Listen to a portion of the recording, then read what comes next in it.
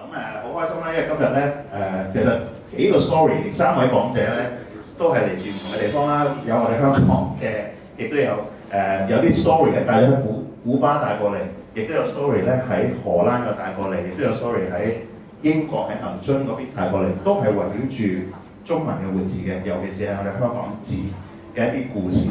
咁我哋今日可以咧就細説從頭啦，聽下，因為我哋嗰個展覽咧，大家可能頭先都望過下啦。就係關於我哋中文嘅原字嘅活字嘅鑄造同埋一啲出版同印刷嘅一啲歷史一啲故事。咁我哋喺呢一個地方嗰度即係成立我哋呢一個新嘅當代印藝咧，其實裡面都係喺個故事裏面呢個地方係一個好重要嘅位置嚟嘅。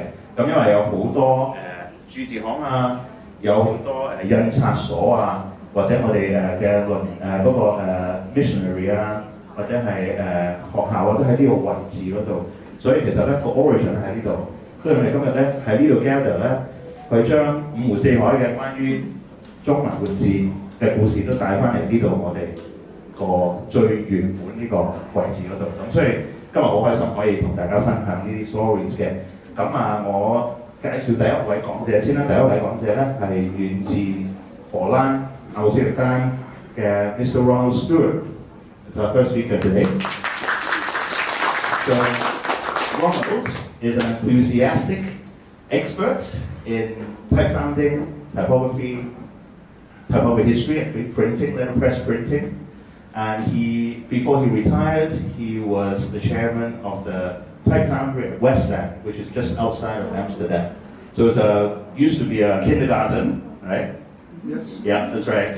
And there are a lot of facilities there, and type matrices, movable type, wood type, lead type, presses, and a lot of and a library there. I've been there, and we can actually do a lot of type founding. But the story goes, I won't go into details. Ronald will tell the story about the Hong Kong type, how he encountered Hong Kong type through the type foundry. But before he retired, he also worked as a civil servant in the Ministry of Economic Affairs and Communications for over 20 years, and also advisor to the Hungarian government, actually, also in the Ministry of Economic Affairs. So he was trained as an economist, but also an expert in letterpress. So let me introduce Ronald to the stage, please.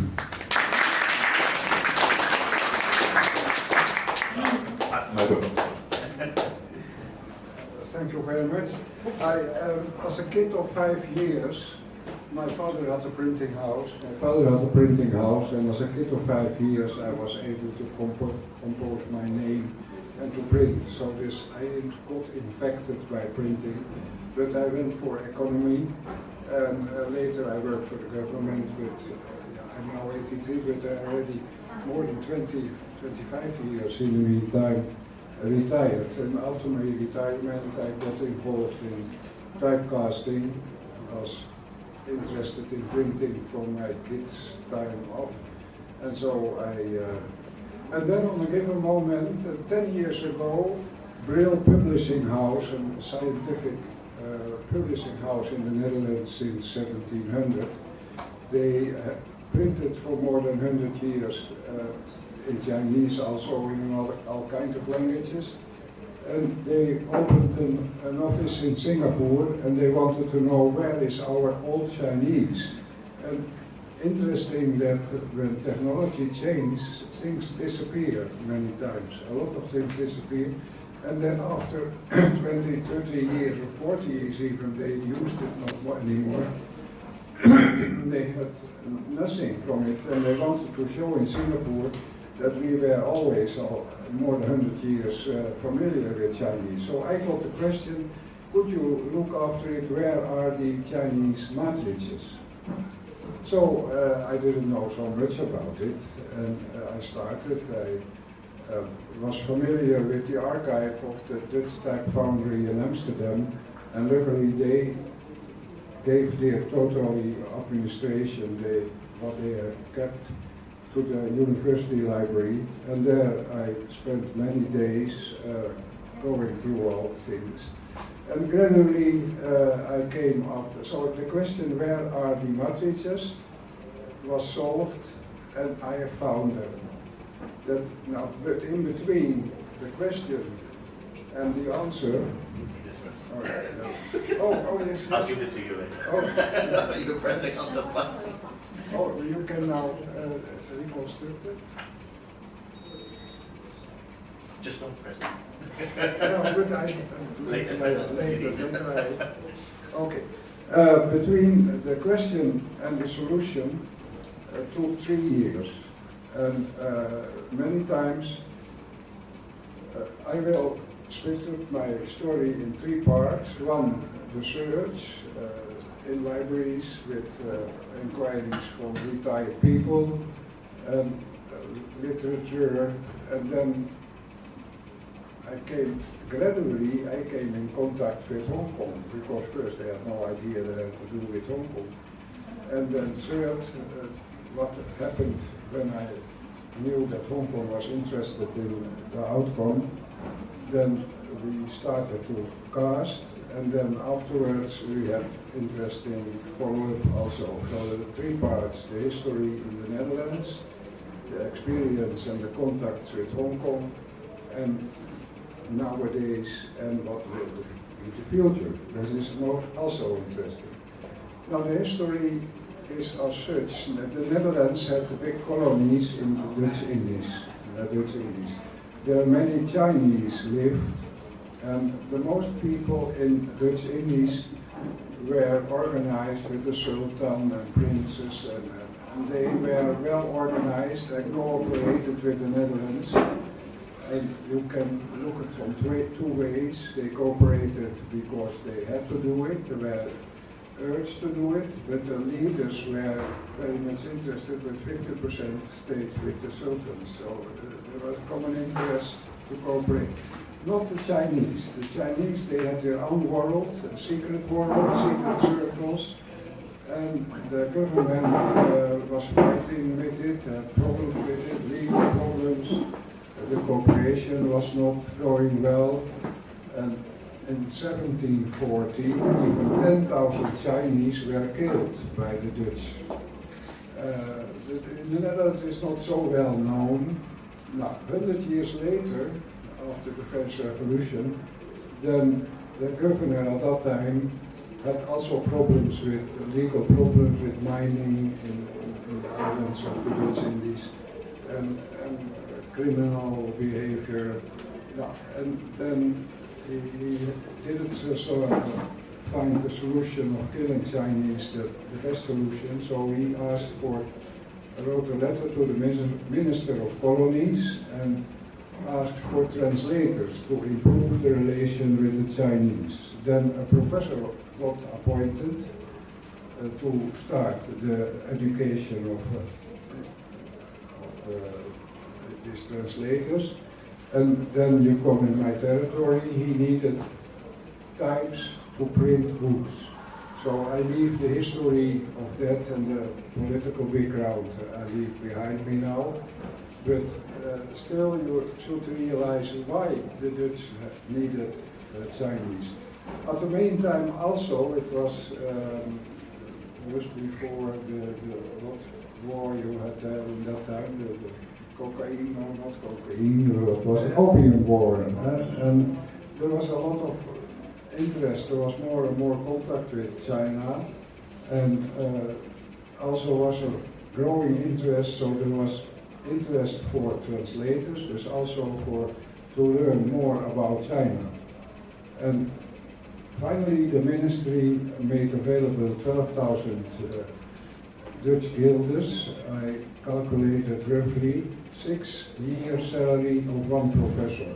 So it was a big amount, and with that they bought first in Hong Kong 5,000 types, and they were added another 4,000, finally there were 9,000. And when the types arrived, then, did I say enough on the I think this is sufficient. I get only 20 minutes, so I have to skip anecdotal things. Yeah, an anecdotal thing is that the types arrived in the Netherlands, and the border immigration officers, they looked in the packaging and they turned around, and the professor is complaining later that he needed 3 weeks to bring order in the well-ordered sent types from Hong Kong, and he needed 3 weeks to put them on order again. That is a little anecdote. You find the professor wrote reports on everything, what he did.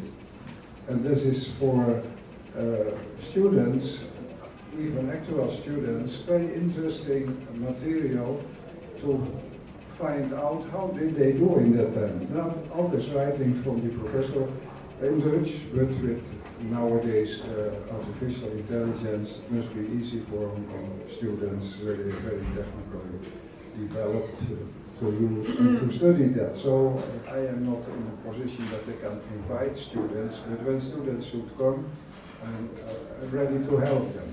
That is already the follow-up what I should have said at the end, but already in connection with what I'm saying is rather logic. Then the types arrived.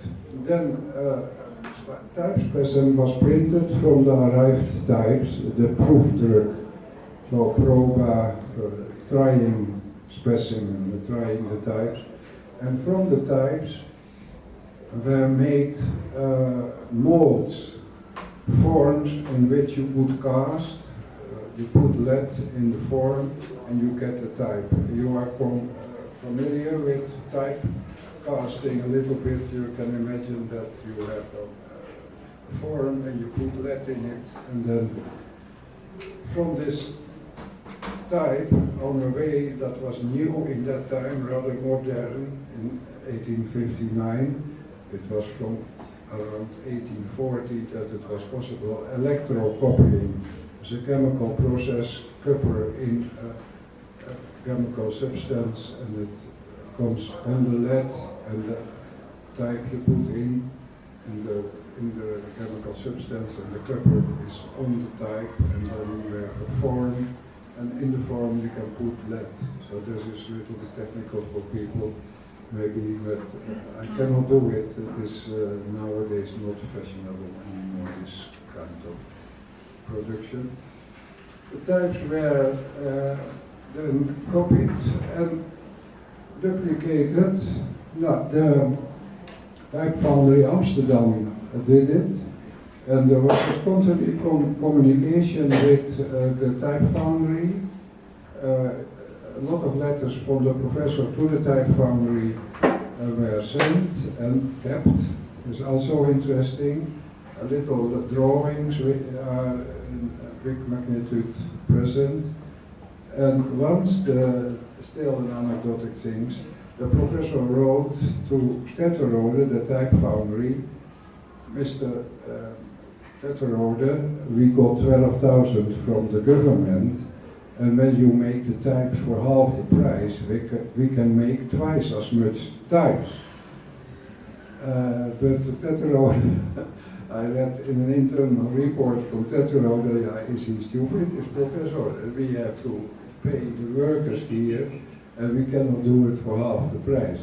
So this is, and in the type specimen book that I gave here to the print shop, from the type specimen of Oriental types from Tetrarode, there is written on the Chinese, in a little introduction, that it was a very challenging project. We were happy to do that because we wanted to have a market also in the Dutch Indies, but it was never profitable. Anyway, 9,000 types were present in 1875.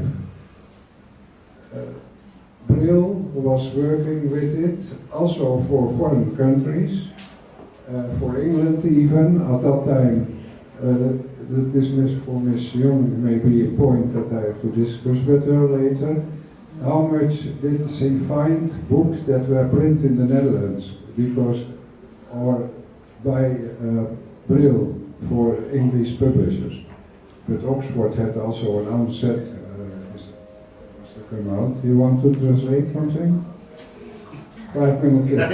Okay, yes. I was thinking that it should happen like that. But this is the interesting part. Then we are now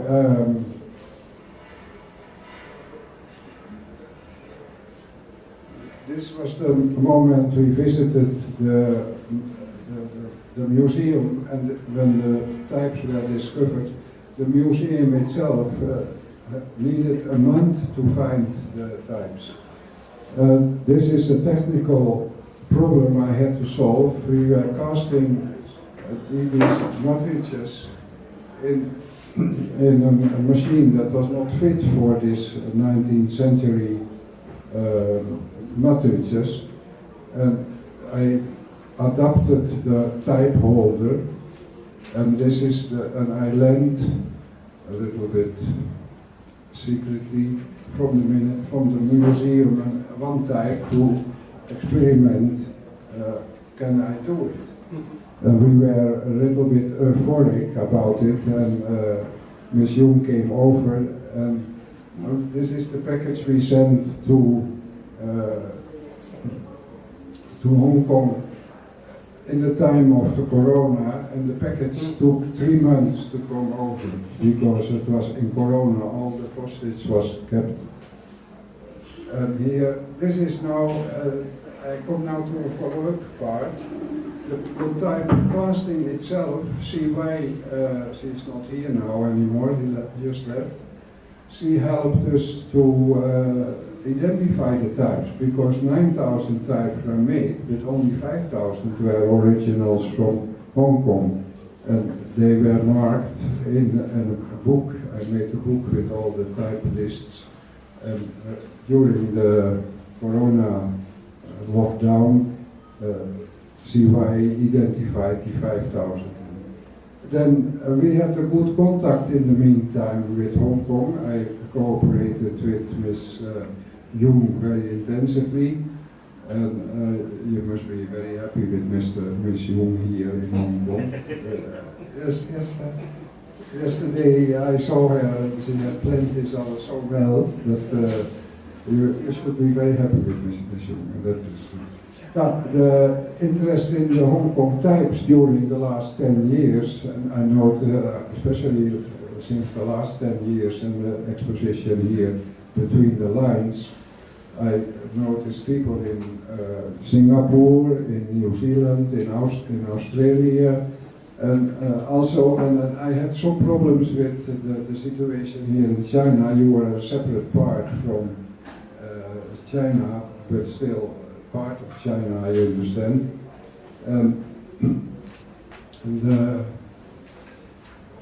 I got questions from Macau and from Shanghai.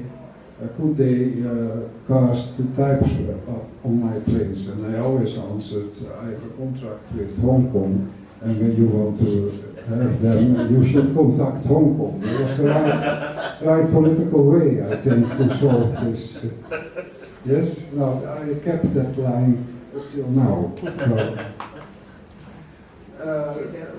So many academic studies. One student from mainland China read in a Hong Kong paper that I delivered types to Hong Kong in between the lines, and she sent me daily 3 emails with questions about it, and I asked her, why you were question about this? I want to write my master thesis about it, and I was thinking, yes, but I will not write the master thesis. So, but finally I introduced her in the technology, and she is now graduated, and it's a very complex name, the Republic of Characters, and then in social and political and so on. There's a big book. I will give you the copy of it once. And then finally, the most pleasure, no, not the most, but one very pleasure outcome of it was that 17 students were 5 days in our type foundry based on the spontaneous and enthusiastic reaction of Mr. Keith Tam here. Also, we should take care for him because we should be happy with Keith Tam also here in Hong Kong. And now this was my last act. After this, I retired from the type foundry. Growing age made me impossible to invest in these things anymore.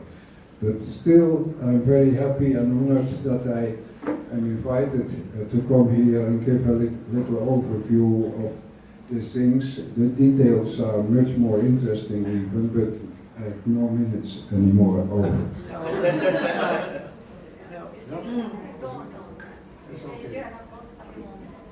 A few more minutes. Oh. Now you could question also. Is there some specific point, technical point for specialists or background? I noticed, but I'm not sure that is a point. Can you talk about the specimen? How I Oh, yeah, not to forget. No, I first I prepared that yeah, this I forgot to say that I want to thank and to contribute to the knowledge about this whole project, that offering to Ms. Yung, as I said, there was a specimen print after the arrival of the types from Hong Kong. These originals from Hong Kong are printed by a printing shop in Leiden in 1859, and I made a specimen of this specimen, and I offer this now to Ms. Yung as my thanks for the operation.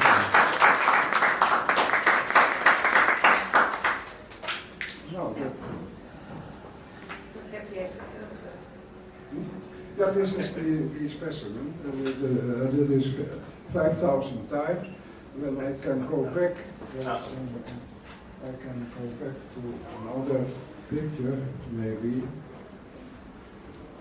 Yeah, they are all the same, like 5,000. Oh, this is interesting. This is the actual new types on base of the old matrices. Not all, but most, a part of it I printed in a specimen for a very detailed interest, people with very detailed interest in it.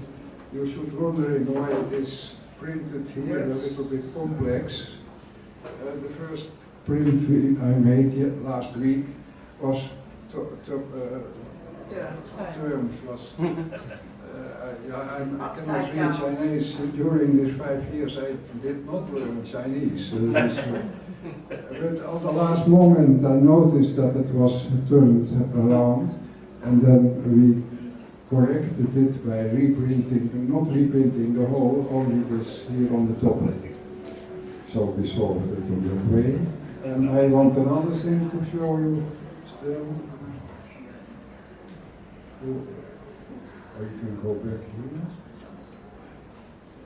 This is a specimen from Tetterode, the Amsterdam Type Foundry. They made an own specimen book that is in the collection here in the exhibition also. And this is our storage from the types we made in our Type Foundry the last 2 years. Oh, this is also interesting. In the meantime, see why I arranged that in a way. These 5 are a gift to the art museum, the State Art Museum, and there is an Asian wing, an Asian division, and all gifts from the last 20-30 years are exposed there. A little thing from 5,000 years ago from China, and they got it from collectors. And the last gift is this on the right side, so there are 50 gifts. And this is the last gift. That is already on the state museum level. Perfect. Then I go on. Well, how come I to the first one, first page? This is the back side, or not? No, here.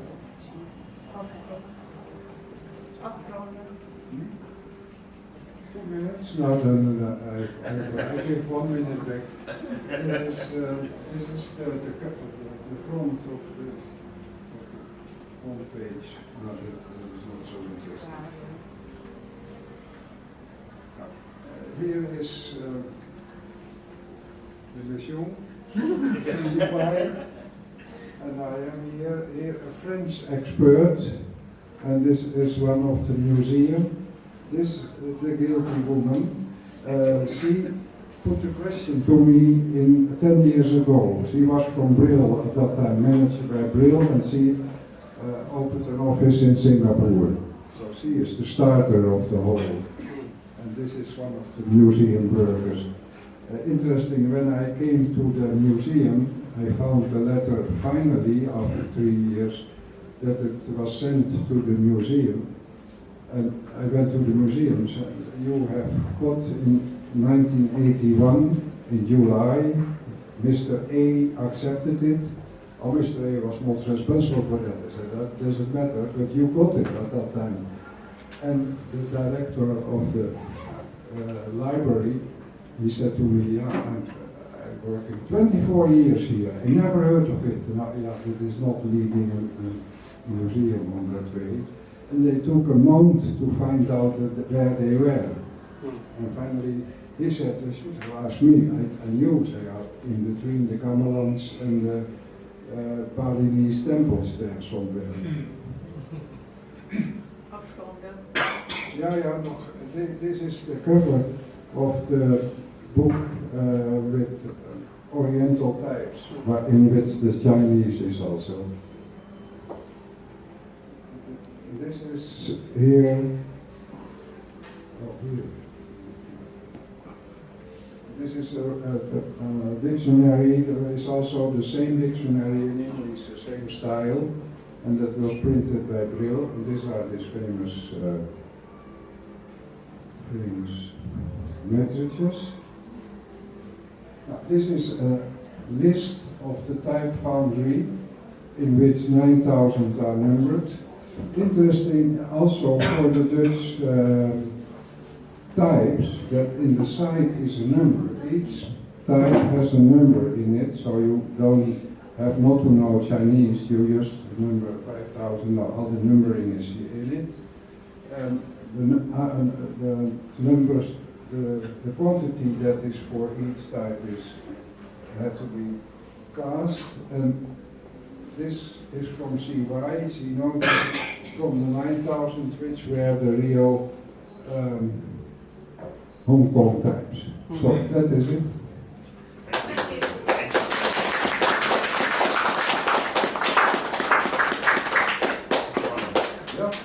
Thank you very much, Ronald. It's great to hear the story of the connections between, we have a student who were traveling to the Netherlands, and by accident kind of connected with Ronald, and then Ronald also found the type matrices, and the story started from there. The connections between Hong Kong Open Print Shop and Type Foundry at Westzaan. A beautiful story, and also shows how far and wide the type traveled in those days in the 19th century. So, 下一位咧，我哋一陣再留翻啲 question， 我哋一陣問好嘛？我哋後邊有啲時間。咁下一位就係劉博智先生啦。咁阿劉先生咧，其實係一個紀實攝影師嚟嘅。咁喺美國Kansas City University 嗰邊咧，就係教授嚟嘅。咁佢有77年喺嗰邊開始教授到退休啦。咁就喺2009年咧，其實頭先講咗一樣嘢，原來佢都係英華書院畢業嘅，所以呢個 connection 就係好特別啦。咁喺2009年咧，就去到古巴嗰度做一個documentary。嗰啲 work 咧都係圍繞住即係海外嘅華人嘅嗰啲 theme 嘅。咁就去咗夏灣拿嗰邊嗰個華光報嗰個報紙，光華報 sorry 講錯咗，光華報嗰度裏邊咧，阿劉先生咧就可以幫我哋講下關於呢一 set 中文嘅字粒。呢個就唔係香港字嚟嘅，其實係我哋係應該而家都係喺應該係唔記得咗個 Foundry 添，喺嗰邊賣過去嗰邊啦。咁就可能係我哋都未證實到係裏面有啲乜嘢嘅字種啦嚇，最初。咁我留翻俾阿劉先生講啦，佢個 story 啦。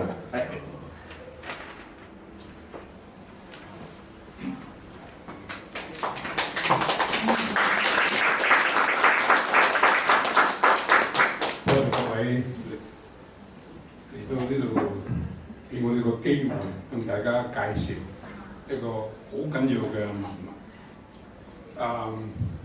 當我1979年去古巴嗰陣時咧，我就入到呢個 Alliance 叫做 Socialist Alliance。咁裏邊見到一張相，我完全唔知道呢個係邊個人。不過我覺得好奇怪，呢個下邊係求籤啊、fortune telling 啊，咁上邊有呢個人，所以我先知道咧，幾年之後啊 ，he was the guy that brought communism from China to Cuba， 叫做黃圖白 Jose Wong。幾年之後咧，佢俾人謀殺咗喺個監獄裏邊。So, however, his publication continued several years later. So it's important to recognize this guy because he was the one who continued to support within his lifetime to have a newspaper that would exist. And later on, someone would pick it up and continue. So the important thing is, how did he get to Havana from San Diego de Cuba, where he was? Because one is east, one is west. So I think there's a certain communication that they feel there's a need for a Chinese newspaper. And it was the first one. And it happens to be a communist press. I think I can show this one. So this is the young Chiu Jiu Mangla. The young one. So he was instrumental to keep the press alive for at least 10 years that I've met him. Before that, he was an ordinary laborer. How we become intrigued enough to learn something about editing and printing. That's a story I haven't received because he passed away a few years after I met him. So this is his desk, okay? 一腳踢乜都做晒，你睇唔到啊？邊度啊？過嚟企過嚟呢邊。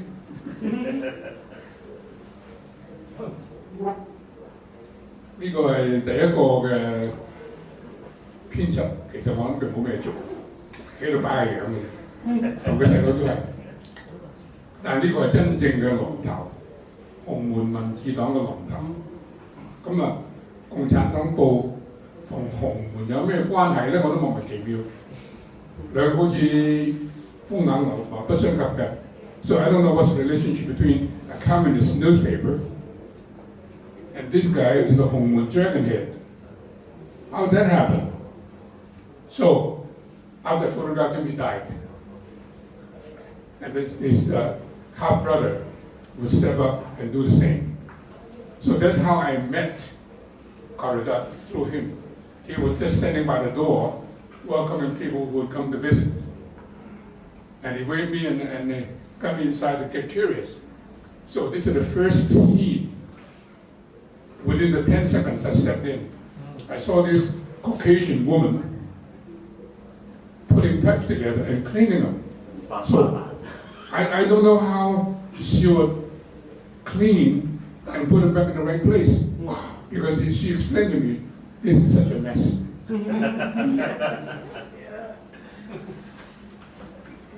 So he stood on his, she's on this little stool to get up to the very top. And later on, she was the one also, along with her family, to help get the types out of Cuba. this is the on-way set.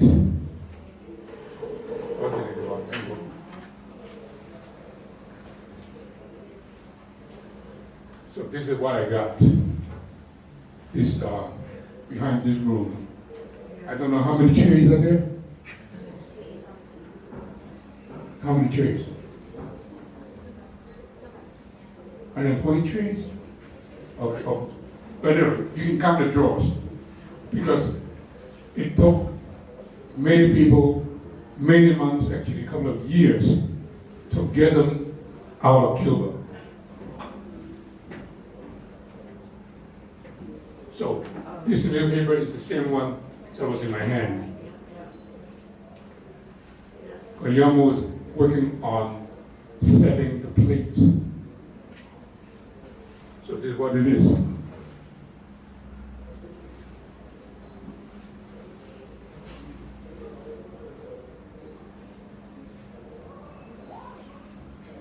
So the really interesting anthropological news to us now, how Chinese live in Cuba. And the town, it was San Diego. I think it was one of those that started the Chinese opera. It wasn't in Havana, it was in another town. So there to be enough wealth for that to happen.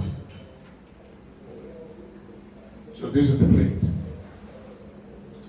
And I think the tape, the lead type became so old, it worn out. And the oil keeps getting stuck in the crevices. And they don't have the labor to clean it other than cut it out. So the other side of the newspaper is in Spanish because the government permits this to happen unless they print something in Spanish. That would be along the same line as Fidel Castro. So these political alignment is really important. So inside the newspaper is this Kung Fu writer, Liang Yusheng. And the second one is about burial. You can read this. 集體重閱。咁我就影過呢啲嘢嘅，都算吧。呢本書叫做《古巴唐人》，要喺大陸個啲網上先至買得到嘅，唔好貴啊！好似100蚊可以買到嘅。南京大陸出嚟啲嘢。咁裏邊咧有關於嗰啲唐人點樣葬法，骨頭，即係揾到一盒，啲骨俾人抌晒，攞個盒，呢第二個過世嘅唐人或者西人。嗰本書叫咩名話？可唔可以講多次？古巴唐人。古巴唐人。喺網上可以買得到嘅。可唔可以傳閱？好啊。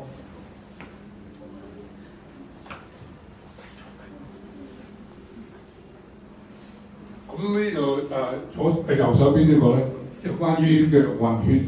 譬如你一部分中國血統嘅，你就可以申請向呢個古巴政府同埋中華人民共和國嘅領事攞啲獎學金去中國讀書。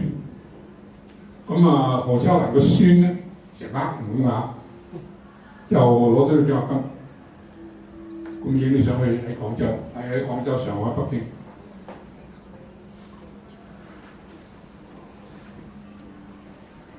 So this was the press, the real press. So this is Guillermo Chiu. So look at the condition.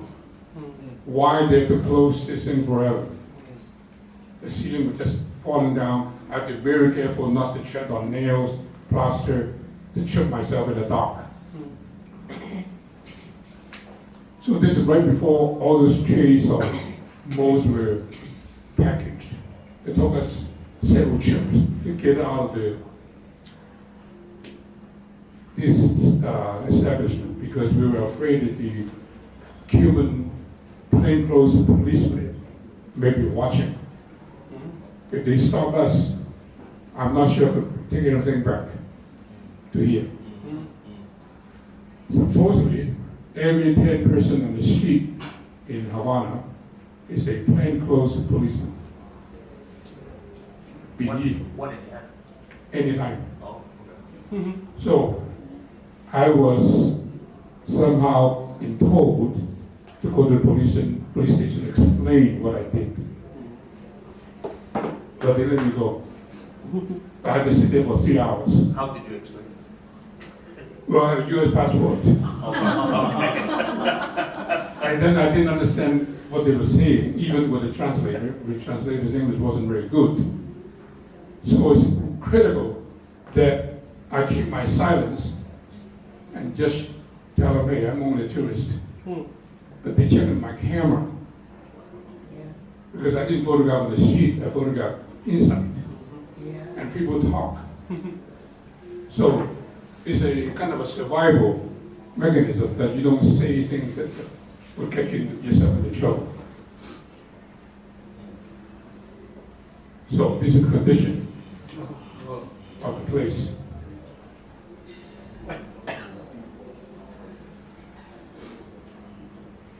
So after everything is cleaned up, 2 years later, I saw this. This is what they have, like a souvenir shop. Not that they would buy anything of the type, but they cut cardboard into notebooks. Little piece of paper, make notebooks and sell them. And then Fidel Castro was on the wall. I didn't see that several years before that.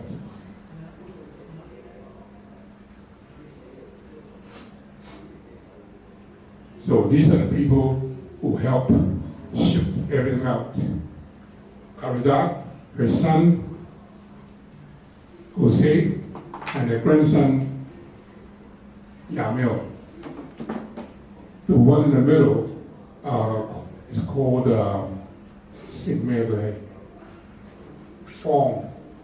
Fong Kwan Won. The one on the right is Fong Ying Chang, 英龍個英唱嗰個唱，因為佢打鼓嘅，同埋打查嗰啲嘢嘅。佢用佢祖母做演粵劇。呢個另外一位女士幫咗好大忙，除咗由夏灣拿出去紐約，搬上佢5層樓，搬咗之後咧，隔幾年，我隔幾個月我先能夠話一定要離開你屋企走翻嚟個 Kansas， 即係佢嗰陣時去揾佢嘅阿爺嗰個墓啊，就揾唔到，跟住就翻唔知點算。咁我話you wait for me, let me finish photographing, and I help you. By the time I finished, I saw this name right here. I was photographing this. And then after I was done, I saw this, and I said, that's her grandfather's bones. So she probably felt that she owes me a favor and helped get all those animals out of Cuba.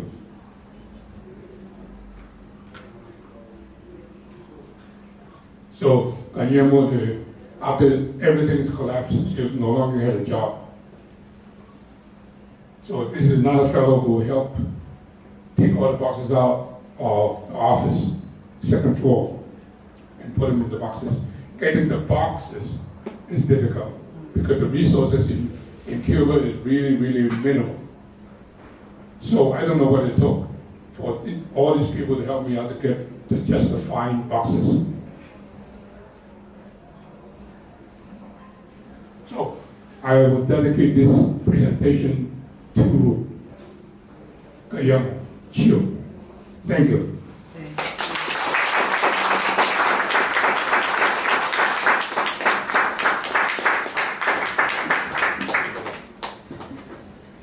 多謝晒啊，劉先生呢個好有色彩、好豐富嘅一個故事。點樣我哋呢一批字由建國鑄字廠去咗夏灣拿嗰邊，喺呢份報紙裏面嗰啲一啲種種嘅故事同 connections。咁我哋一陣再可以討論多少少嘅係關於呢個故事。係啦，咁啊。第三位講者就係我哋好熟悉嘅楊生梅啦。咁當然然阿翁咧，我哋叫佢阿翁啦，咁都係即係香港漫畫工作室裏面嘅非常之台柱啦嚇，當然亦都係 founder 嘅其中之一啦。咁我哋由即係阿翁咧，都係由最初嘅九龍灣係咪？係啦，去到上海街，跟住去到 JCC， 跟住再嚟到而家我哋喺中環。咁其實阿翁本身喺美國喺度係study版畫啦，咁佢係 lithography 嘅search 或者 lithography 嗰邊啦。咁另外一樣嘢就當然係我哋嘅香港字啦，活字印刷啦。咁所以咧，我哋其實2020年咧應該字裏圖間係咪？2020年，咁阿翁咧都係策展咗我哋嗰個字裏圖間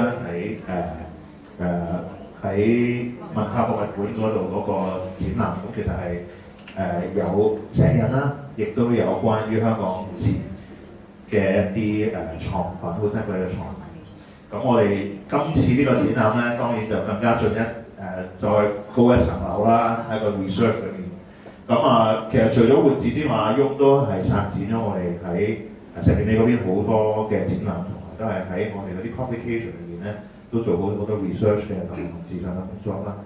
咁嚟緊亦都會有一本書，我哋大家好期待，就係關於香港字嘅歷史嘅書。咁嚟緊應該係今年會出㗎啦。咁大家期待啦。咁係啦，咁我唔講咁多啦，等阿翁咧去幫我哋去講解咧喺牛津大學出版社點解我哋香港字會 end up 去咗牛津大學出版社咧？點解由歌賦街去到牛津大學出版社，又嚟翻而家鴨巴甸街咧？咁翁就會講呢個故事啦。歡迎阿翁。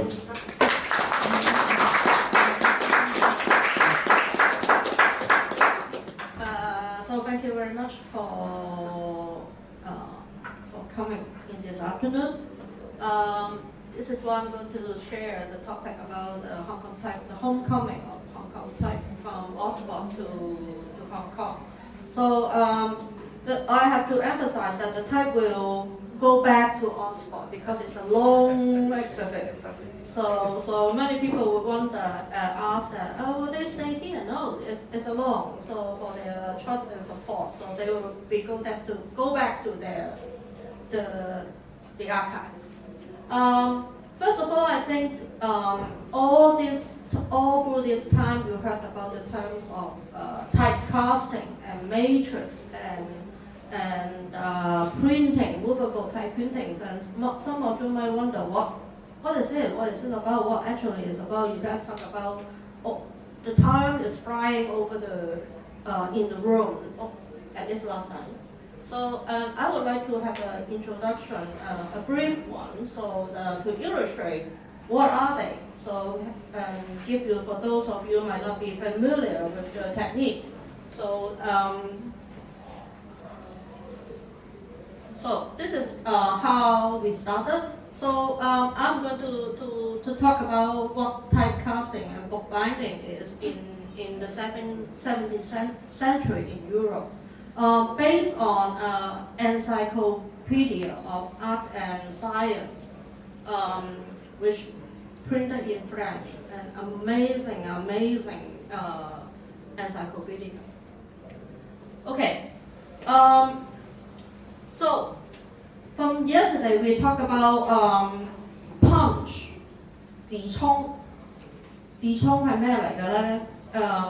And then we talk about matrix. And in the exhibition, we have a line to talk about it.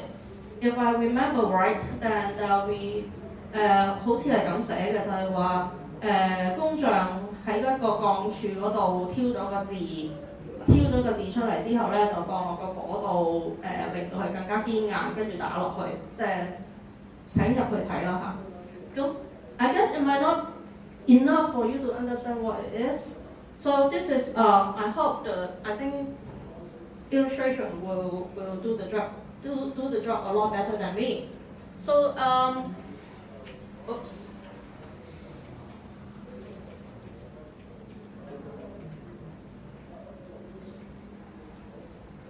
I think this is what about that this guy is trying to make a cube of from steel.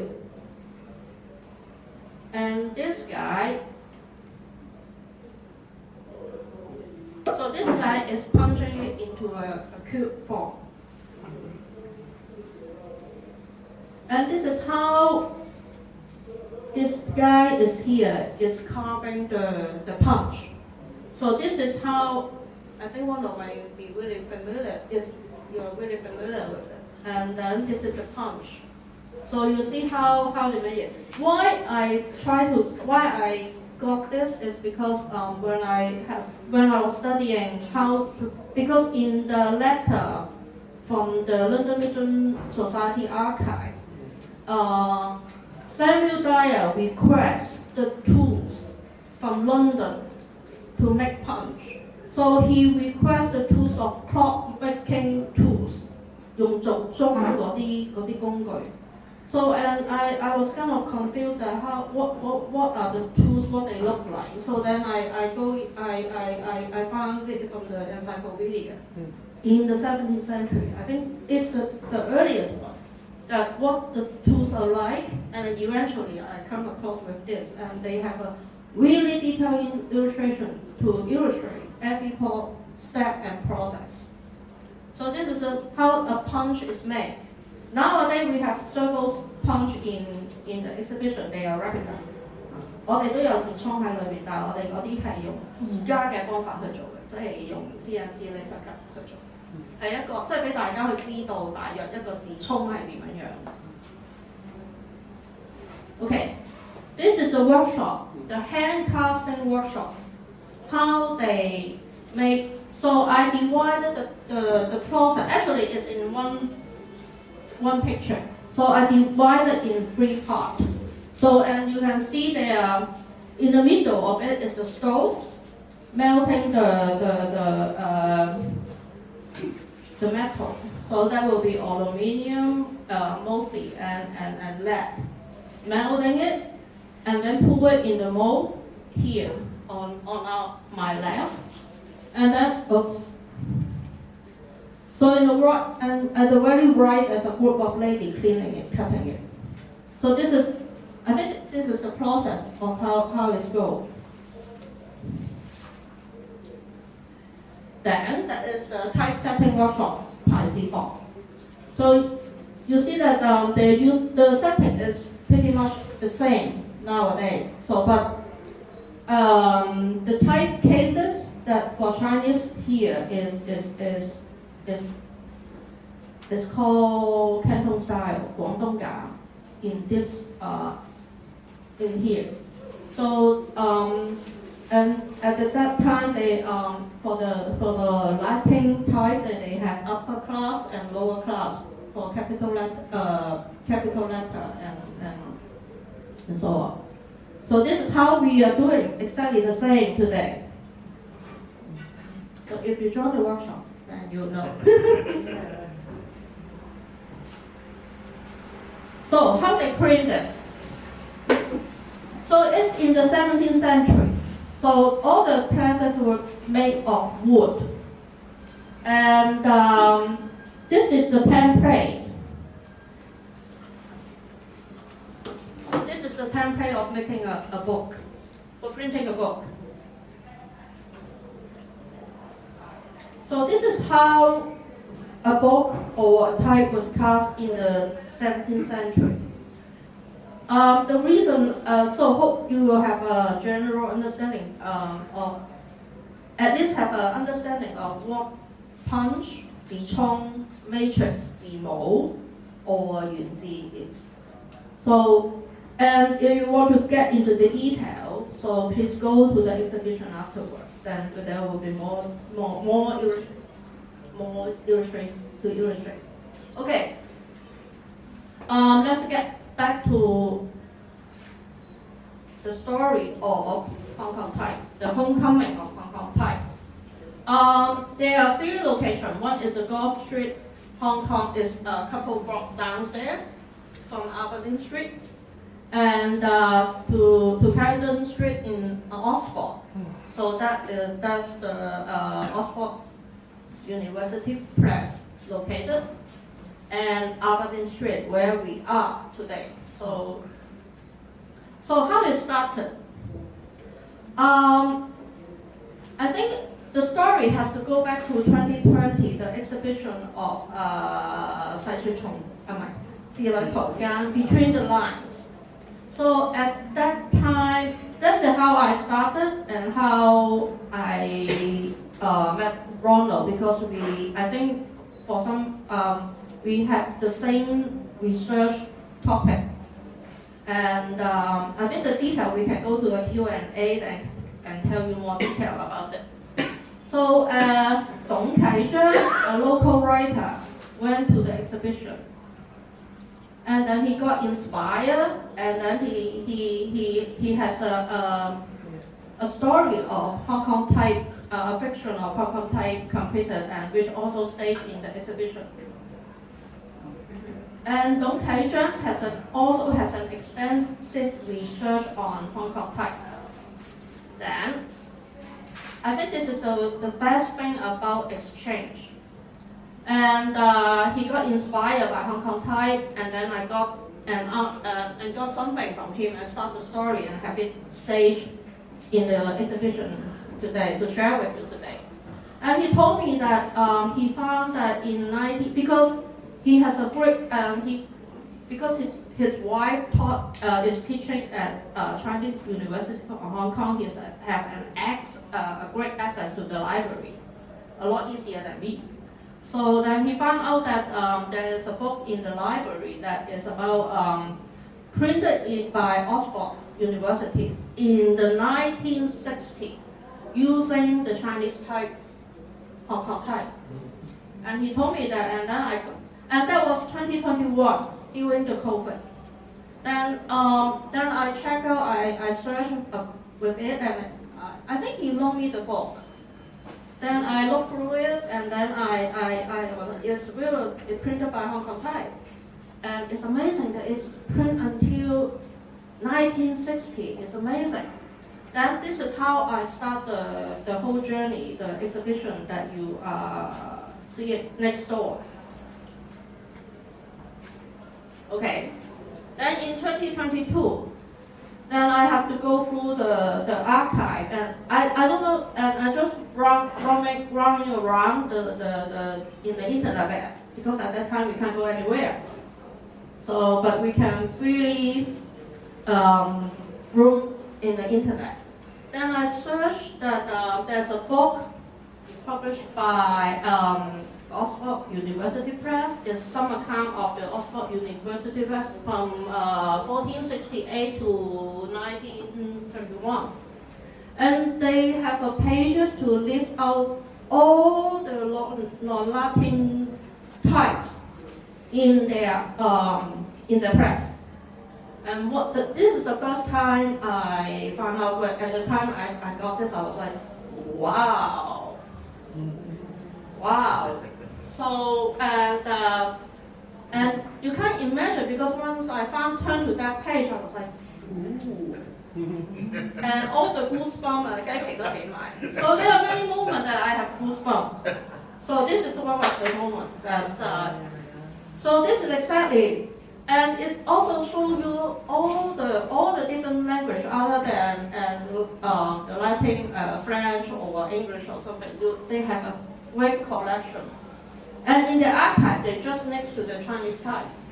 喺個 archive 裏邊就喺中文字嘅隔離。跟住 more detailed information I found that in Oxford University Press they have 3 types of Chinese type. 佢有3種嘅中文字，2種係香港字，就係裏邊喺度剪緊嘅大字同細字。仲有一種就係我哋成日講嘅巴黎字。中間嗰個就係巴黎字。咁呢度係講得好清楚，喺呢一段裏邊佢講得清楚 ，it's clearly state that it's bought from Hong Kong, and also clearly state that all these where they from and how many they have, how the numbers in the collection and such.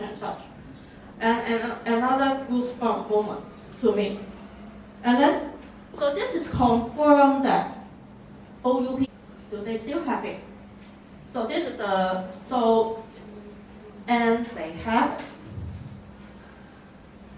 And in another book, I think, first of all, I would like to illustrate that the OUP got Paris type, and Hong Kong type. And most people, and I have been telling you that Hong Kong type is the most beautiful one. And you have to say that, oh yeah. Because no one see it, no one has seen it. Okay, now I'm going to show you that this is the Paris type, 巴黎字。我哋睇下有乜，你覺得佢好唔好啦？當然啦，我係特登揀一篇特別醜嘅出嚟俾你睇嘅。好啊！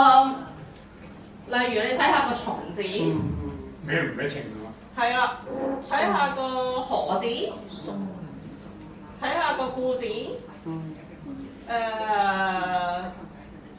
冚唪唥都唔得嘅。阿媽喺度嘅話就用擦紙膠擦下佢㗎啦，係咪啊 ？Okay, this is print at Oxford. The same book, actually, the book is Jamie Summer. 佢有個中文名喺個展覽裏邊，佢係一個好特別嘅人，佢喺聖保羅教英文，喺香港學中文嘅。咁佢有買到香港紙去倫敦印《飛龍日報》嘅，好特別嘅，都好有趣一個人。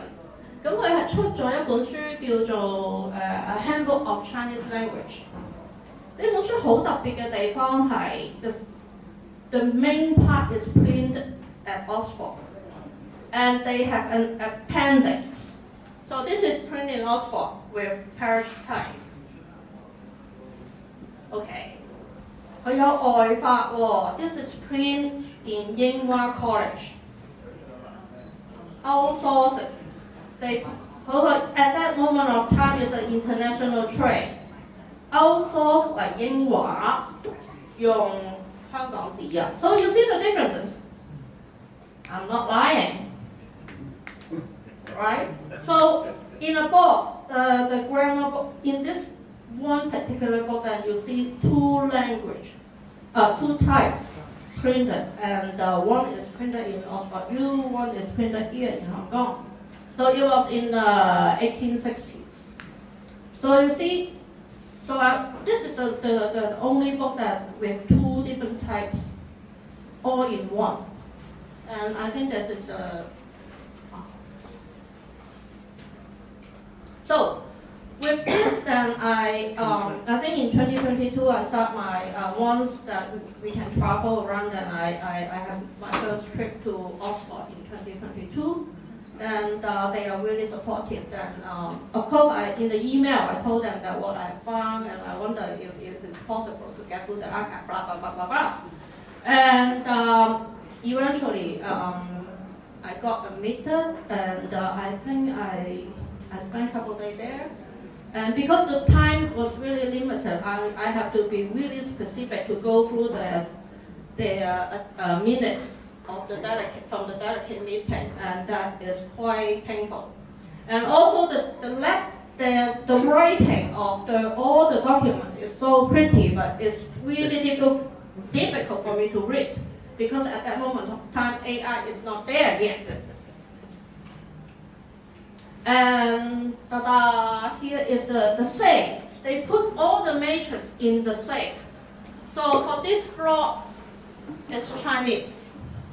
The other two is the Latin language type that which I showed you in the earlier slide. So this is the Chinese type. So in the exhibition, we build a pop to reproduction, try to show you how it looks like in the safe over there. We can build a safe, but we can build a cabinet for it. And also, this is the most important document in the research. This is a receipt from the 中華印務總局, the Chinese Printing and Publication Company. Downstairs on 歌賦街中華印務總局. So the story of how the Hong Kong type got into the Oxford U is James Ledge, he proposed I have 2 minutes. Write a proposal to the delegate of the OUP, and he said that we need some Chinese type to print Chinese classics and all the Chinese literature. And then the delegate approved his proposal in March.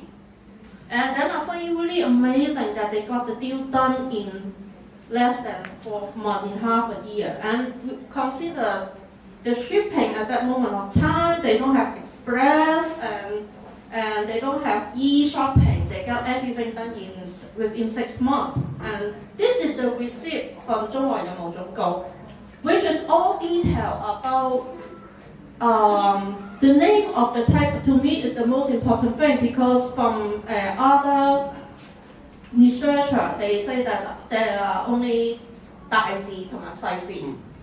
And how I started, I learned it is 明體四號字. Then Ronald emailed me, because we are working the same project but in different time zones. But here, then you clearly state that it's 大字、中字。明體四號字，你 consider 係一個中字，因為佢哋仲有最細嘅字8口字喺度。And how much is it and how many? And this is the really very important resources to me for the rest of the research and to have a better understanding of, aside from the SAOS archive, I think this is something original from Hong Kong. Oh, here's the type there. Using the punch to hit, 用個痔瘡打落去嗰個銅裏邊，就係用呢個方法。喺裏邊你哋都會更近距離睇到。And this is really lucky that I have to show off. Because whenever you hear, many people will think, oh, where's my name? And this is my last name, Yung. And I have to show off because at that day, that's at the second moment of another moment of the goosebump, and Pauline was the witness. And I just picked it, and eventually it's Yung, and I was like, and that made my day. So this is show off. And this is how it looks in the archive there.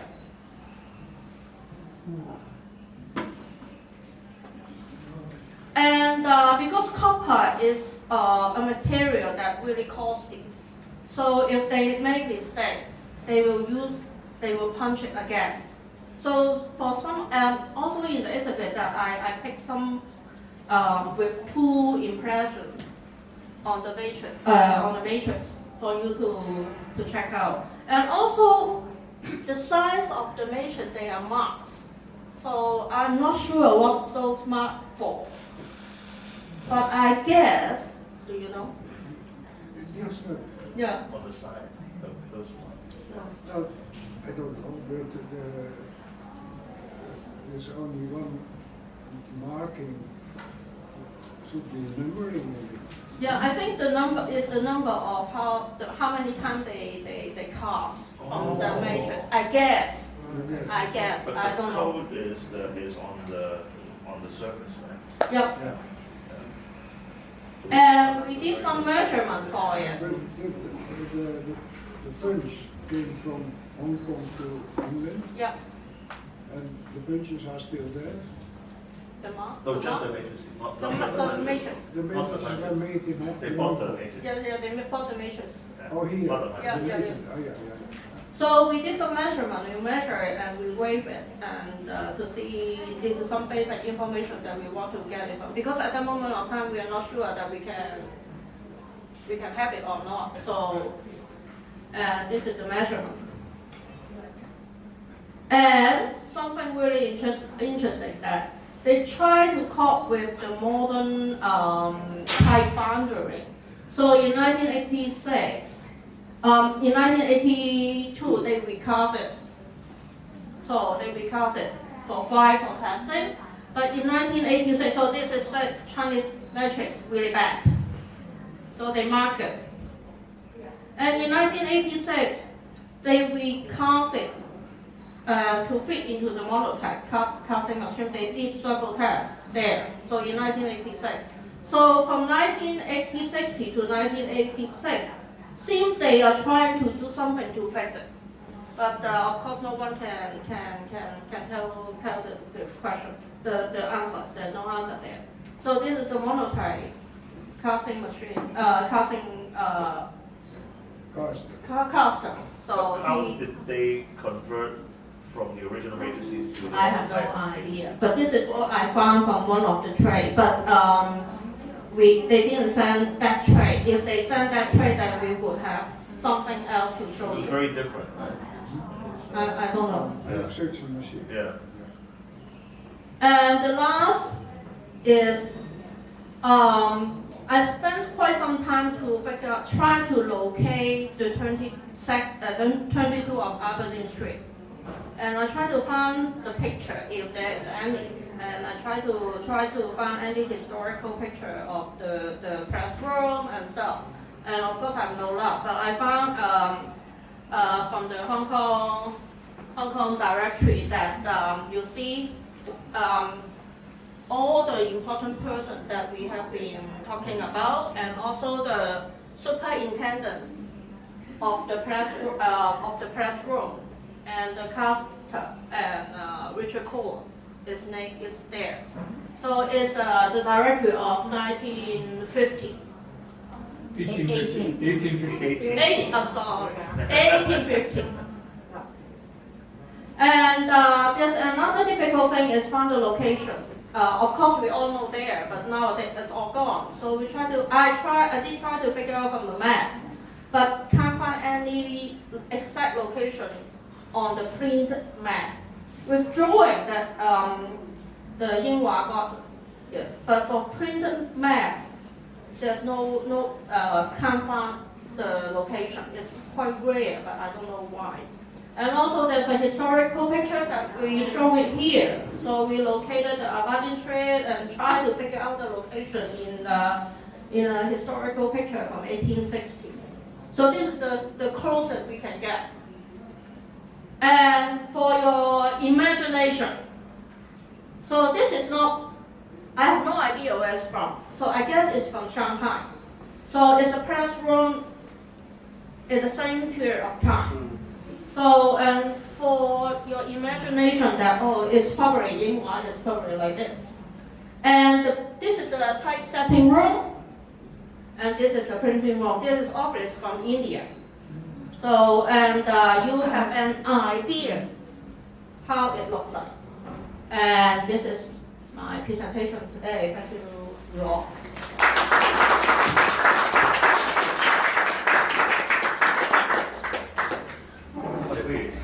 Let's sit in the front, the four of us.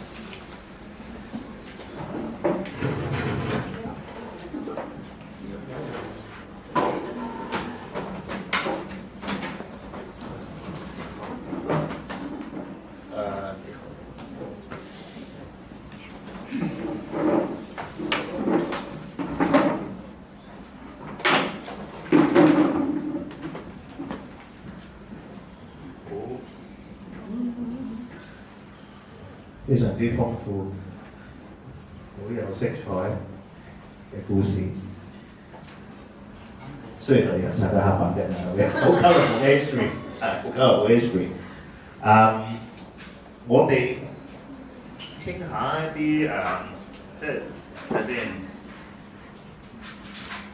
由一啲即係我想講下咧，即係我哋傾下咧。究竟呢啲嘢有啲乜嘢意義咧？其實我哋做呢一個工作 ，what kind of meaning are we looking for while digging through these kind of stories in history? Why is an obsolete technology so meaningful for us?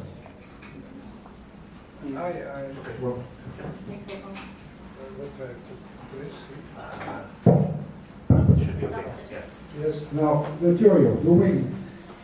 The simple answer is the joy of doing.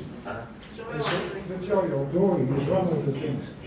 Why did the kings in the past collect things? They were rich and they liked beautiful things. and this is the base for many museums. And the museum has a lot of philosophy about it. It was the joy of the king and the joy of the printer.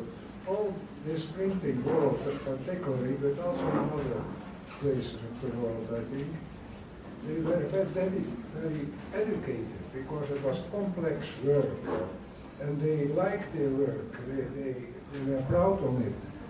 And when this technology started to change, our Type Foundry Foundation was established where people in the beginning 80s, when normal type stopped, then they had 30, 40 years experience and were proud of their work.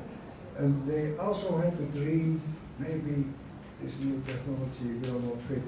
We will back up when the printers want good types, they will come to us. And they started the printing, or you have seen it, this Foundry in an old little school building. And up till now, that is also a remark, maybe not totally the question, but the joy of their own job.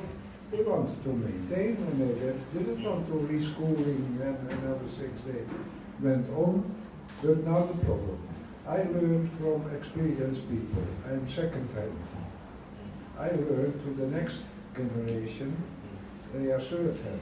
In the meantime, the machines are getting older and older, less and less experience, a very dangerous combination. Third-hand knowledge and old machines and working together with insufficient knowledge, that it is a catastrophe. I experienced, and I stopped, but I give no comment on my past, when I was away 2 weeks and we had new people in the Foundry, and I came back, no machine was working anymore. It's not my problem and my thing that I was able to do it, but I was able to do it, to repair. And then next generation, it is very difficult to maintain this on the long term, but still, it is for me, and Maureen has studied these things, the letterpress printing, why it is important. Now there are several arguments to maintain and to cherish it, but not as a profit-making thing, but the joy of doing it. I think that is one answer I always give. And I enjoyed it, so this is Great. I have a remark on the difference between the Dutch types from Hong Kong and the English types. So the Netherlands bought types and they had their own technology to copying them. And the new types afterwards had no punch. They carved in lead, and from lead they made directly the mold. So that was the difference. That is one remark, that the difference between the two things. Maybe the punches were too expensive, and the electrocopying was easier and cheaper.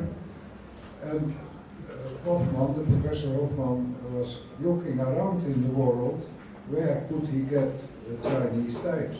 He first ordered a proof set in Japan, and they were not satisfying.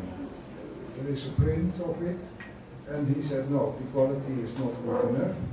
And then he negotiated with the French. He thought that they were not complete enough, and they were too expensive. So, and then he came in Hong Kong, and there, with the help of the consulate here, the consul general was 150 years back in Hong Kong from the Dutch side, and they helped to buy. For that reason, they very much like this project, because the consulate was already involved 20 to 50 years ago. So this little details on the story. 我想要講嘅咧就係呢個文化嘅承傳咧，咁我去古巴去咗大約係7、8次啦。咁啊見到江華報嘅情形，由佢何秋蘭2009嗰陣時，我睇到個工作坊係點，但係突然間每個幾年嗰個情況咧係一路咁差嘅。因為個古巴政府第一冇錢，第二唔會尊重中國人嘅文化。但係我覺得如果我自己又唔明讀過好多書啊，但係我覺得中文字好緊要，呢個係我哋嘅根嚟。咁如果我知道古巴政府唔識你冚唪唥去等㗎，用咗佢做第二樣嘢㗎，咁我覺得呢樣好可惜。咁當我趙文立先生帶到我上去2樓。通常冇人去嘅地方，空晒塵。咁我見到佢抽出嚟嗰啲嘢，話你邊度嚟㗎？我喺2樓，我帶你上去睇。話我先嗰陣時都知道嗰啲緊要嘅字母係印出我哋所思想、情感、政治、經濟，每個人嘅生命裏邊都有一種聯繫，因為有中文字。從唱歌到音樂都要講。咁啊，第二個部分咧就係何秋蘭喺嗰度遇到佢，佢用中文寫佢自己嘅名，同埋佢養父嘅名。我覺得呢個白人嚟嘅喎，會寫字喎，仲用啲火水擦乾淨嗰啲字粒，等佢個啱嘅位置喎。咁乜嘢動力會使到呢個白人去自學，學到能夠編排好短嘅句子？咁佢唱啲曲譜咧，全部中文字，有啲字佢唔識嘅，佢要用西班牙話拼出嚟。咁覺得如果呢啲人對文化有尊重，而我所見到嘅眼前啊，呢啲全部會消失㗎，好快脆。咁啊，所以第一樣嘢，我哋要救咗呢啲字母先。咁就經過好幾個人嘅幫手，攞到啲嘢。最困難嗰個驚嘅地方咧，就係過海關嗰陣時，飛機場，呢下不入嘢圓嚟嘅，嗰個阿攬嗶吧喺度叫，即係話呢啲嘢有問題，咁啊拉埋一邊查，次次都咁。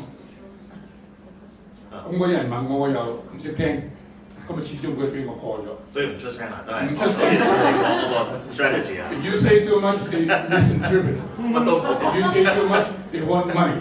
先生，你冇攞到啲即係當局嗰啲批文，即係嗰啲 permission。No，即係純粹係私人，好似一啲冇錯。hand carry So between Guillermo and me, we have an understanding. This is really, really 即係 important. 當普通行李。No, yes. 帶手信咁帶出嚟。So when this happened, I know that if someone would own it and then being destroyed, it's my responsibility. So I think in the long process, it took a matter of what 5 years for this to be shipped out to New York and New York to my home in Lawrence, Kansas, and Kansas to Hong Kong. Now in between, it was sitting in my house for a long time. I tried to figure out where things go. All of it becomes so loose. And I cannot handle this. I don't know enough Chinese characters to manage to put them together. And several years ago, I was in Hong Kong, and Chen Wai, my friend, introduced me to the print shop. And I said, okay, they want to convince me to donate everything to them. I have some doubts at the beginning. Because I know the things are changing. You know, several years ago, political situation in Hong Kong is changing very, very fast. So I was really concerned what would become of these precious items, at least to me. And then Yung was the one, okay, you think about this. We get a contract, we get commitments. Okay, I decided to donate everything to her organization, have a good home in here. Thank you. Thank you very much. Thank you. I want to follow up with a question because I suppose you went there. You went to Cuba in 2009, right? To Cuomo. Before you went there, did you know about this technology? Did you have some understanding? And how did you develop the sense of responsibility that you feel that you need to rescue? Yeah. Well, I understand that there were 4 Chinese newspapers in Cuba. Well, actually 6, including San Diego de Cuba. There were 2 of them that died. So, when I got there, there's only one left. Pongmabo is the only one left. And I thought, wow, the population have changed, the economics have changed, the politics have changed, and all this eventually would be gone. So I pay attention. I keep going back to the shop and see what's happening, until the Yamo would trust me enough to give me that set. I said, take it. He didn't show up when we were working. Okay, he said, unlock the door, you do it. Oh, okay. Because I don't know who will be watching outside. So, I think we have some really good luck. It was about 5 o'clock in the evening, about dinner time, so the street was quiet, and 4 of us was able to pack everything and put into Curator's house, which is on the 3rd floor of the Hong Mun Man Ji Dong, the Chinese Mason building, which is quite, the S3 floor is the 5th floor in Hong Kong housing. So it took quite a bit to take everything out to be stored. So how many shipments did you have to make? Well, 3 trips out of Cuba. Okay. 3 trips. And then I don't know how many times we shipped it to Yeah, Hong Kong. yeah, that's right. 4 times, right? 4 times. Yeah.呢度有 Yes. 劉生，我想問你一個問題咧，就係嗰度即係嗰啲印鑄嗰啲咧，嗰啲技術嚟㗎，即係你印字粒嗰啲整翻佢，你要修理啊嗰啲係技術嚟嘅。呢個第一個。咁你去咗古巴咁多年，咁嗰度嗰啲人係點樣去即係將呢個技術傳承啊？呢個第一個。傳到。第二個咧就係嗰啲中文字啊，因為有啲我以前認識嗰啲人做嗰啲字粒咧。砌嗰啲字咧，嗰啲師傅咧就嗰啲學識水平唔係好高。咁佢點知道佢自己砌嗰啲字係啱？佢係即係喺香港喺中國咧就有師仔啦。咁你喺度古巴咁遠，咁嗰啲人點識華文？點識即係呢個又點樣？即係呢個點樣傳？老實講，成班人做呢班人啊，all the workers were working there. They were farmers. They work in sugar plantations. They work in cigar factories. I don't think they've been educated much at all. So you cannot expect them to transform the place and learn everything and pass it for the next generation. And then the younger generation, not that they are not interested. I think the political and economic situation didn't allow that kind of heritage to be preserved. So when you see types that are already worn out, they don't have any choice but to use it and use it all over again. So that's why you see in the newspaper that I showed you, some of the characters are really difficult to read. So much so that when Guillermo was working, some of the type was set sideways because he couldn't see. So I think it's a really, really difficult, I mean, as a ordinary person to have to pick up this job all of a sudden to become an editor. What was the year of the last paper printed? 2011 that I picked up. 入邊嗰個係2011嘅係。最後嗰張。你見到嗰啲 type 係滑咗咧，佢個角冇晒角咧，印出嚟就蒙啦，同埋唔 even 咯，係咪？你去睇下。Any other questions? 阿旭答你頭先嗰條問題，頭先即係個意義喺邊度？個意義喺邊度？點解要做呢啲嘢？點解要 preserve 一啲舊嘅 technology？ 點解要做呢？即係當年係榮安印刷，鴨巴甸街嗰陣時，係啦嚟啦，咁嗰陣時都開始㗎嘛，係啦，你講係個意義喺邊？我會係早啲嘅，我會係早啲嘅，因為我喺呢一區長大，我喺中西區長大，早嘅 contact with letter press 嘅就係因為游水經過，咁for some reason 我爸爸鋪頭附近係有間，我諗喺我小學或者初中嘅時候執笠。咁我有間活字，即係有間家庭式嘅廠，咁我就唔知點解，我就當時叫我爸你可唔可以過隔離買啲活字俾我？咁其實我完全唔知道係咩事嚟嘅。咁呢個係我開始咁樣去做，我諗我係覺得好靚，除咗靚冇其他嘢。咁我估係或者好似係 Ronald 咁講，做一啲嘢，做到一啲嘢出嚟，會嗰個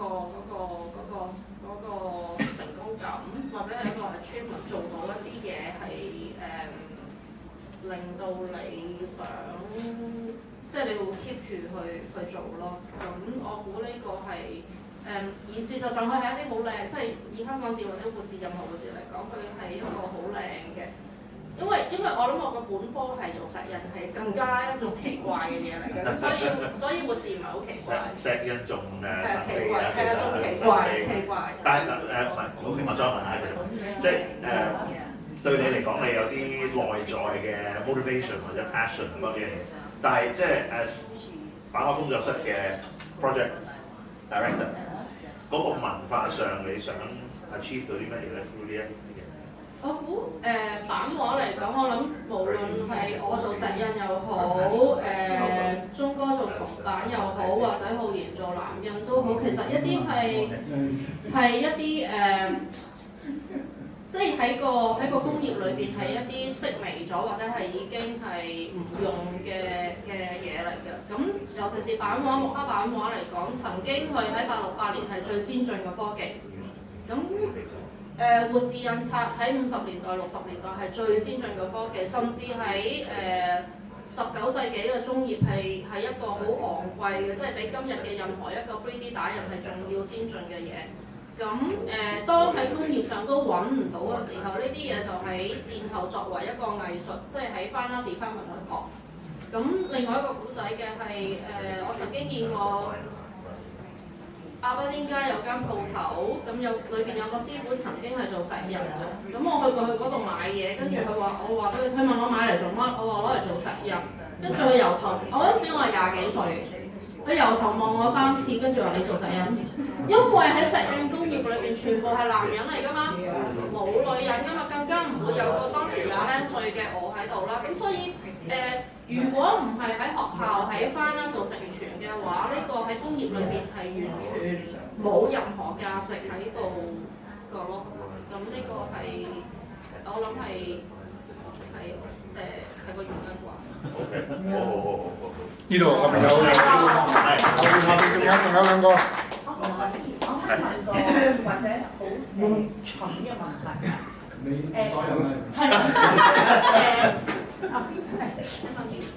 其實咧即係我都好後生啦。咁其實咧，但係我都有經歷過查字典嘅呢個階段。咁其實見到啲字好靚啦，當然即係淨當係藝術品啦。但係我想問，可唔可以解釋下喺個字架嗰度係咪同字典一樣個 concept 去分配啊？因為我細個我記得睇嗰啲好似鏗鏘集咧，睇到明報，即係嗰啲人喺度執字都好快，即係快到你寫啊嘛，好快，真係好快咯。跟住喐住你嚟上 workshop 咯。係啦，係啦，當然要上 workshop 啦，呢個都係我問嘅原因。但係我想問，基本嘅 concept 係即係個5萬幾粒字嘛，最完成嗰套香港字係即係 in general 係咪都係大部首啊？呢樣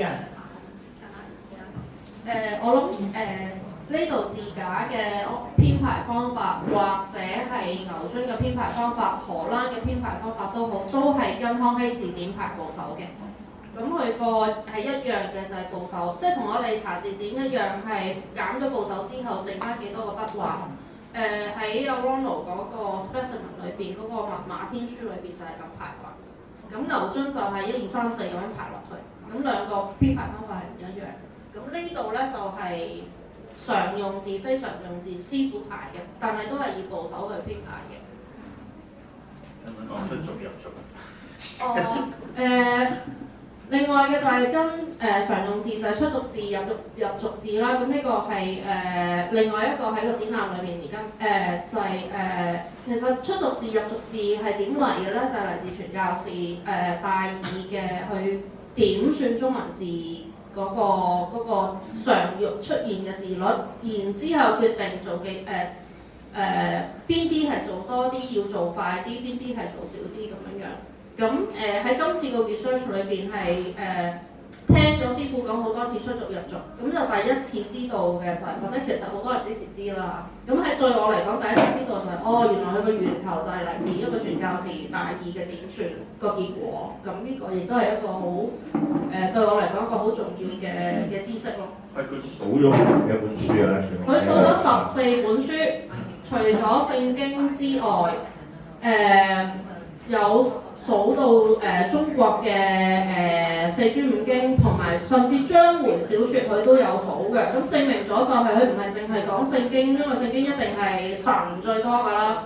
但係佢連章回小説一般人睇嘅通俗讀物都有數到嘅話，佢係考慮得好周全嘅。其他問題咩？嗰個傳教士叫咩名？戴爾 Samuel 戴爾喺裏邊。如果你想知道多啲嘅話咧，一陣間可以喺我哋個 shop 度咧買一本呢個長台，好平㗎咋。係啊，一陣間支持下。其實我即係話點解做呢樣嘢咧？咁啊引申到我呢幾年嘅其實咧就係8個字：探古尋源就是樂趣。即係當然係要我本身係有認識，或者對認識係有興趣嘅，就會諗到原來咁樣，係因為而家係互聯網世界咧，咁好多大學啊，或者係佢哋嗰啲有陣時啲本書咧，佢哋會係即係數碼 digital， 即係 ebook 啊 digital 嚟咗，咁有啲就係 public access， 即係我已經唔需要去即係話即係嗰間大學嘅教職員學生啊，佢淨係俾即係 public domain嗰啲去睇，都已經好精彩啦。我都睇到 O 晒佢，即係 Morrison 嗰啲 collection 我睇得成啦。即係我即係譬如有陣時有啲書咁，我基本上嗰陣時而家最近都會出版翻，即係因為我中意睇粵劇本書，譬如麥少嫻嗰本《廣東戲劇史論》，我就喺嗰度睇完之後我覺得哇，真係好睇，即係咁變咗係引申到我對呢一樣嘢更加去睇多咗其他嗰啲咯。咁就係同埋我係喺明報做電腦直字開始，黃世如請我嘅。即係我哋做下就開始去淘汰字房，可唔可以淘汰字房？唔係，即係因為佢係個時代，咁我哋真係嗰個目標，即係唔係倉頡嘅倉頡嗰陣時係日本咁樣，係一個大玻璃板，即係咁樣有3000幾個常用字，咁然後咧有啲字咧，佢係可以用電腦嚟做一啲字，嗰啲字係冇嘅，所以你會見到有陣時佢都發出嚟有啲奇奇怪怪中文字，嗰陣時仲未係。但係你講玻璃板嗰啲直字，唔係一個大，唔係滾筒晒標題嗰啲嚟，係一個大 keyboard 咯，即係人手咁樣，即係噴上咁打落出嚟，有3-4千個咯，咁佢哋都係計部手嘅。咁如果有啲字係冇嘅話咧，就會可以係做啲字出嚟，係電腦出到嚟咁樣咯。咁就後尾就基本上你而家個記者都識倉頡或者係。直頭而家係 Siri 啦 ，up 咗出嚟，然後你自己改咯，咁樣嚇。咁意思多咗，因為嗰8個字咯，探古尋源就是樂趣咯。多謝你分享。Steven， I believe more or less that has been answered. OK。有冇其他人想問問題？